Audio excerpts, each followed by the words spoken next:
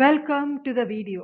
ഈ വീഡിയോയിൽ know the difference between few and little, അതേപോലെ a few and a little, ഇതാണ് നമ്മൾ ഈ വീഡിയോയുടെ മനസ്സിലാക്കാൻ പോകുന്നത്. അതായത് ഫ്യൂവും ലിറ്റിലും തമ്മിലുള്ള ഡിഫറൻസ് എന്താണ്, അല്ലെങ്കിൽ എ ഫ്യൂ അല്ലെങ്കിൽ എ ലിറ്റിൽ ഇവ തമ്മിലുള്ള ഡിഫറൻസ് എന്താണ് എന്ന് വ്യക്തമായിട്ട് നമുക്ക് ഈ വീഡിയോയിലൂടെ മനസ്സിലാക്കാം. Little plus uncountable noun. Nouns പൊതുവെ രണ്ട് തരത്തിലുണ്ട്. അൺകൗണ്ടബിൾ അതായത് എണ്ണാൻ പറ്റാത്തവ. കൗണ്ടബിൾ എന്ന് പറഞ്ഞാൽ എണ്ണാൻ പറ്റും. 1, 2, 1 ആപ്പിൾ, 2 ആപ്പിൾസ്, അങ്ങനെ. എന്നാൽ ലിറ്റിൽ എന്ന് പറയുന്നത് ഏതിൻ്റെ കൂടെ ഉപയോഗിക്കേണ്ടത്? അൺകൗണ്ടബിൾ നൗണിൻ്റെ കൂടെ. എണ്ണാൻ പറ്റാത്തവ ആണെങ്കിൽ അതിൻ്റെ കൂടെ മാത്രമേ ലിറ്റിൽ ഉപയോഗിക്കപ്പെടുന്നുള്ളൂ എന്ന പോയിന്റ് ഓർമ്മിക്കുക. ഈ ലിറ്റിൽ എന്ന് വെച്ചാൽ ഫ്യൂ എന്ന് വെച്ചാൽ അർത്ഥം വന്ന് കുറച്ച് എന്നാണ്. പക്ഷെ ഉപയോഗിക്കുന്നത് ആ ഒരു ഡിഫറൻസ് മനസ്സിലാക്കുക. ലിറ്റിൽ ഉപയോഗിക്കുന്നത് അൺകൗണ്ടബിൾ നൗണിന്റെ കൂടെയും ഫ്യൂ ഉപയോഗിക്കുന്നത് കൗണ്ടബിൾ നൗണിന്റെ കൂടെയുമാണ്. ലിറ്റിൽ ടൈം, ടൈം ഒക്കെ അൺകൗണ്ടബിൾ ആണ്. അതുപോലെ തന്നെ വാട്ടർ, എയർ, സോൾട്ട്, ഷുഗർ, അങ്ങനെയുള്ളതൊക്കെ അൺകൗണ്ടബിൾ ആണ്. 1 സോൾട്ട് 1 ഷുഗർ എന്നൊന്നും നമ്മൾ പറയില്ല. മ്യൂസിക് ആണെങ്കിലും അൺകൗണ്ടബിൾ ആണ്. 1 മ്യൂസിക് 2 മ്യൂസിക് എന്നല്ല പറയുക. അതായത് എണ്ണാൻ പറ്റില്ല അൺകൗണ്ടബിൾ നൗണിന്. A little water, a little money, little soup, ഇങ്ങനെയൊക്കെ അൺകൗണ്ടബിൾ നൗണിന്റെ കൂടെ ഉപയോഗിക്കപ്പെടുന്നതാണ് ലിറ്റിൽ എന്ന് മനസ്സിലാക്കുക. എന്നാൽ ഫ്യൂ ഉപയോഗിക്കുന്നത് കൗണ്ടബിൾ നൗണിന്റെ കൂടെയാണ്. ഫ്യൂ പീപ്പിൾ, ഫ്യൂ ഡേയ്സ്, നമ്മൾ 1 ഡേ 2 ഡേ എന്നൊക്കെ പറയും.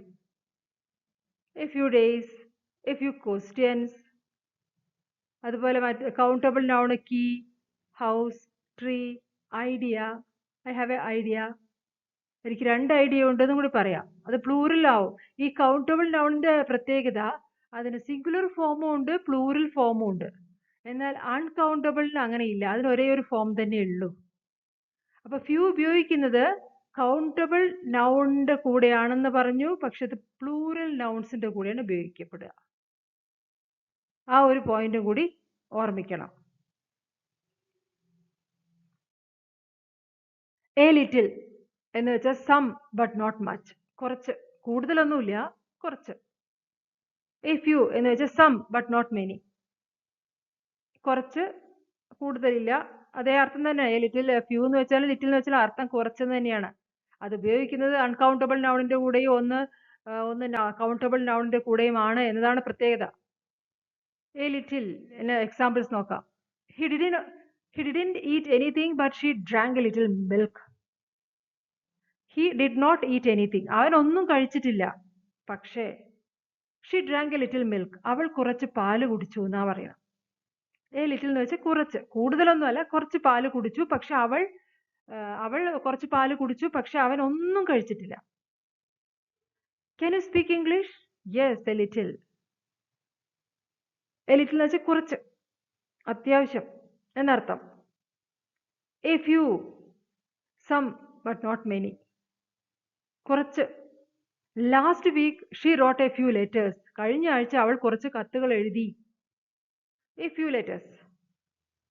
R there any shops in that street? ആ സ്ട്രീറ്റിൽ മാർക്കറ്റ്സ്, ഷോപ്സ് എന്തെങ്കിലും ഉണ്ടോ എന്നാ ചോദിക്കാം. ഏതെങ്കിലും ഷോപ്പ് ഉണ്ടോ ആ സ്ട്രീറ്റിൽ?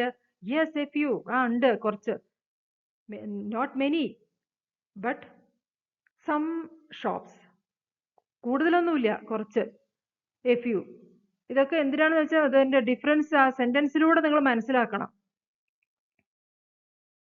ലിറ്റിൽ എന്ന് പറയുന്നത് ഒരു നെഗറ്റീവ് ഐഡിയ ആയിട്ടാണ് വരിക, അത് ഓർമ്മിക്കുക.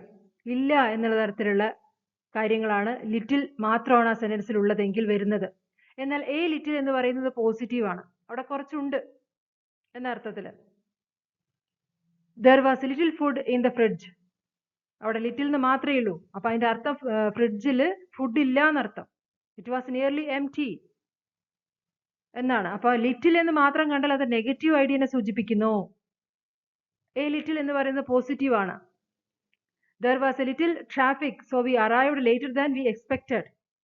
അവിടെ കുറച്ച് ട്രാഫിക് ഉണ്ടായിരുന്നു, റോഡിൽ കുറച്ച് ട്രാഫിക് ഉണ്ടായിരുന്നത് കൊണ്ട് നമ്മൾ വിചാരിച്ചതിലും വൈകിപ്പോയി എന്നാണ് പറയുന്നത്.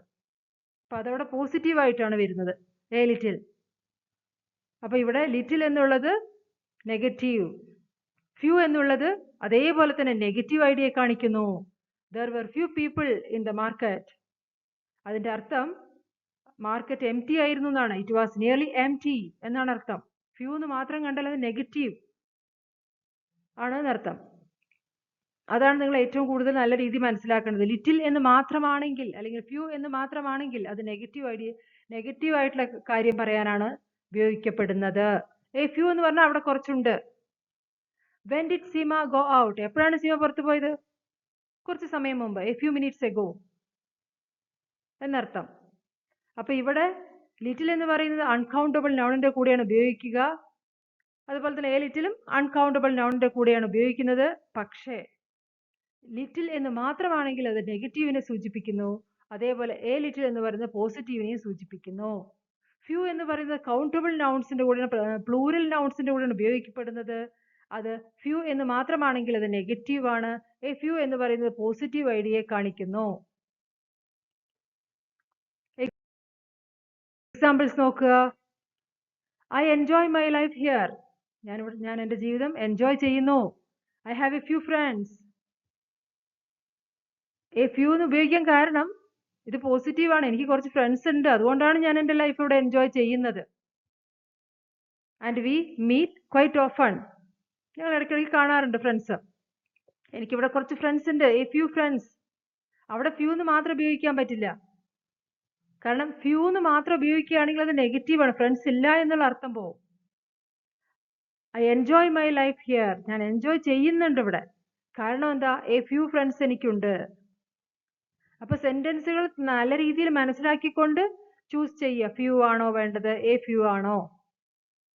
ഇവിടെ ഫ്രണ്ട്സ് എന്ന് പറയുമ്പോൾ കൗണ്ടബിൾ ആണ്. 1 ഫ്രണ്ട്, 2 ഫ്രണ്ട്സ്. അതുകൊണ്ട് ഫ്യൂ ഉപയോഗിക്കുക.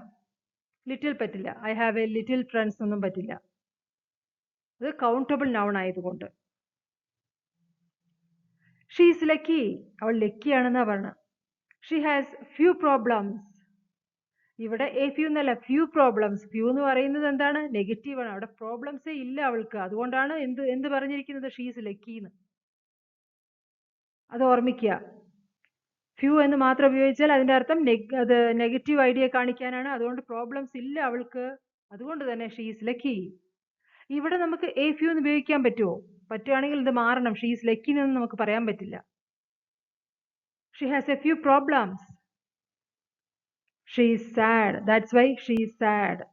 അതാണ് അവള് സാഡ് ആയിരിക്കുന്നത്. She has A few problems എന്ന് പറയുകയാണെങ്കിൽ അവൾക്ക് പ്രോബ്ലം ഉണ്ട് എന്നർത്ഥം. എന്നാൽ ഫ്യൂ എന്ന് മാത്രം ഉപയോഗിച്ചാൽ അത് നെഗറ്റീവാണ്, പ്രോബ്ലംസ് ഇല്ല എന്നർത്ഥം. അതുകൊണ്ട് തന്നെ she is lucky. He spoke little French. Little എന്ന് മാത്രമേ ഉള്ളൂ, അതുകൊണ്ട് നെഗറ്റീവ്. അവൻ സംസാരിച്ചിട്ടേ ഇല്ല ഫ്രഞ്ച് എന്നർത്ഥം. അതിനുശേഷമുള്ള നോക്കുക sentence. So it was difficult to communicate with him. അതുകൊണ്ട് തന്നെ അവനോട് കമ്മ്യൂണിക്കേറ്റ് ചെയ്യാന്ന് പറയുന്നത് വളരെ ഡിഫിക്കൽട്ട് ആയിരുന്നു. അവനോട് കമ്മ്യൂണിക്കേറ്റ് ചെയ്യാൻ സാധിച്ചില്ല. കാരണം അവന് ഫ്രഞ്ച് അവൻ സംസാരിച്ചില്ല.